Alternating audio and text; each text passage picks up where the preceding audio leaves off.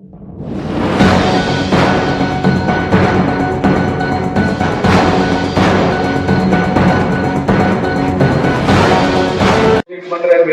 जा रहा है तो यहाँ पे अलाउड रहेगा सब कम्युनिटी के लिए। ये वाला जो पट्टा है ये थोड़ा वैसे ही बनाया हुआ है। एक्चुअली ये पूरा वेस्ट में देखेंगे ना तो 80% जो है गुजराती मारवाड़ी क्राउड है वेस्ट में इंडिया वाला। किसी से बात करेंगे आपसे बात करके भी आपके हाथ में नहीं तो आपसे बात करके किसी और से बात करेंगे नहीं करेंगे ना नहीं करेंगे। बालाजी डेवलपर खाली भाईंदर वेस्ट में अलाउड नहीं है।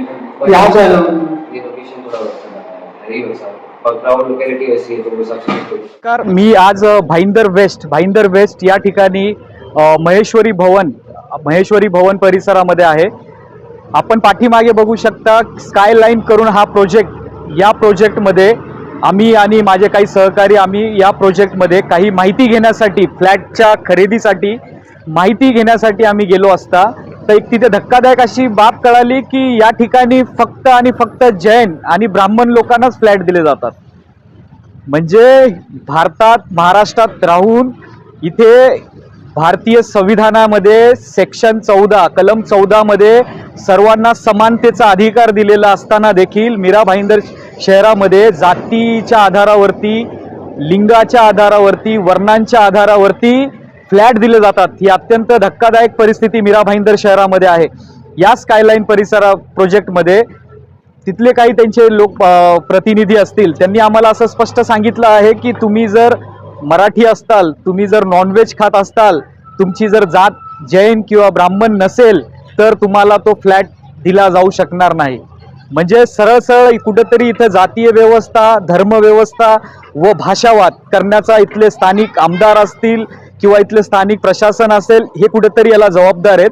तर माझी अशी एक प्रशासनाला मागणी राहील की हा जो कोण बिल्डर असेल, जो प्रोजेक्टवाला असेल, त्यांच्यावरती या सगळ्या कलमाच्या अंतर्गत जे हाऊसिंग ऍक्ट असतील, संविधानाचे जे कलम 14चं नियमांचं उल्लंघन असेल, भाषेवरती, जातीवरती आधारात जर तुम्ही फ्लॅट देत असतील तर हे कायद्याचं, संविधानाचं उल्लंघन आहे।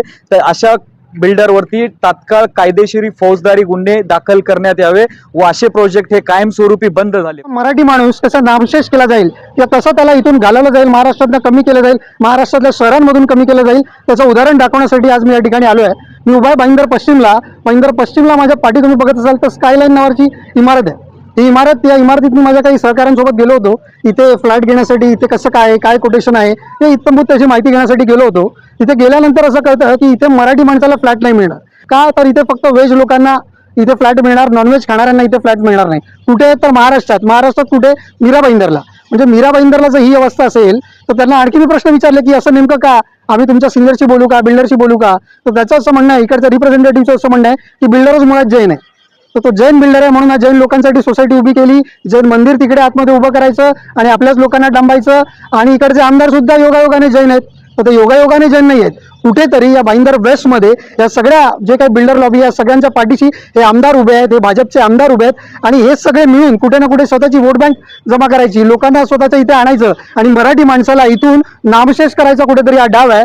आणि या संपूर्ण डावाला कुठे ना कुठे मागच्या 10-15 वर्षापासून याला कुठेतरी खतपाणी मिळण्याचं काम झालंय आणि 10-15 वर्ष कोणाची आहेत, अर्थात भाजपची आहेत। आणि भाजपच्या सत्तेमध्येच हा असं कुठेतरी कुटील डाव आखला जातो की मराठी माणसाला भाईंदरमध्येच, म्हणजे त्याच्याच शहरामध्ये, त्याच्याच महाराष्ट्रामध्ये नॉनव्हेज खाण्यापासून मनाई, तो नॉनव्हेज खातो म्हणून त्याला एखादा फ्लॅट नाकारला जातो। यापेक्षा आणखी वाईट काही घडू शकत नाही। मात्र युवक काँग्रेस पूर्णपणे संपूर्ण ताकदीने इशारा देतोय की जर तुम्हाला कुठेही भाईंदर वेस्ट असो किंवा संपूर्ण महाराष्ट्रात जिथे कुठे मराठी माणसाला फ्लॅट नाकारला जाईल किंवा कुठे त्याच्यावरती अत्याचार केला जाईल, तिथे युवक काँग्रेसशी त्यांनी संपर्क साधावा। युवक काँग्रेस संपूर्ण ताकदीने त्याच्यासोबत उभी आहे।